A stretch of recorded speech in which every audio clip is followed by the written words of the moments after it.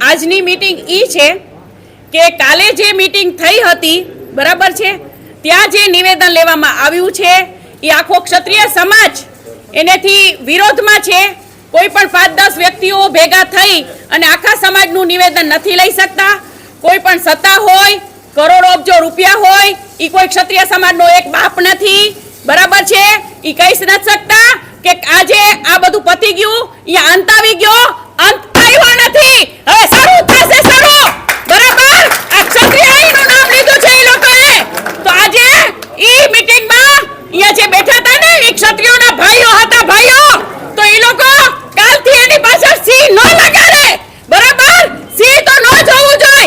અસલ ક્ષત્રિયોનો દીકરો હોય ને એ ગમે એમ હોય ને તો બીજા સમાજના ભાઈઓ અમારા પાઠે આવ્યા છે, તો આ બધા સી કહેવાને લાયક નથી, બરાબર.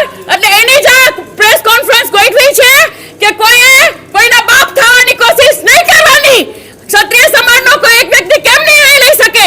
અને બીજી વાત કે બાપુશ્રી, આપણે ગધેથાર, હું નામ નહીં લઉં, મારા વડીલશ્રી છે, ત્યાં પણ આપણે રૂપાલા ભાઈએ બહુ આમ 2 હાથ ને 2 પગ ને 4 માથા જોડને ભાઈ તને માફી તો નહીં જ દઈ, બરાબર. એની ટિકિટ તો રદ થશે અને રદ કરવાની છે.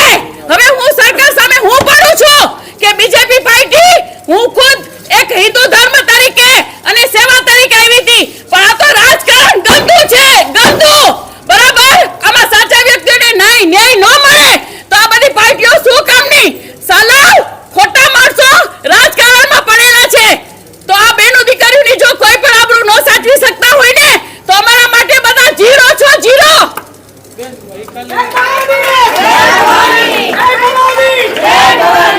ગઈકાલે જે બેઠક મળી હતી એમાં નિરંતર એવું કીધું કે આજે જે આ બેઠક મળી છે ને હવે આ મુદ્દો પૂરો થાય છે. અરે હું 10 વખત કહું છું કે જયરાજભાઈ એક એવા વ્યક્તિ કોણ છે? જયરાજભાઈ કોણ છે નક્કી કરવા વાળા? આખા ક્ષત્રિય સમાજનું ઈ થોડું કહી શકે છે? કોણે ઠેકો દીધો છે ને? કોણે એને એવા કહ્યા છે કે ઈ પોતે એક બોલી શકે કે ભાઈ ઈ કોઈના બાપ નથી હો? આખો ક્ષત્રિય સમાજની બહેનોની આબરૂ છે.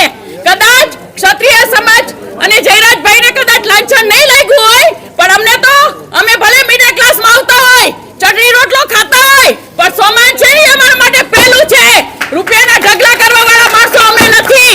અમને સત્તાની ભૂખ નથી, અમને ટિકિટોની ભૂખ નથી, બરાબર.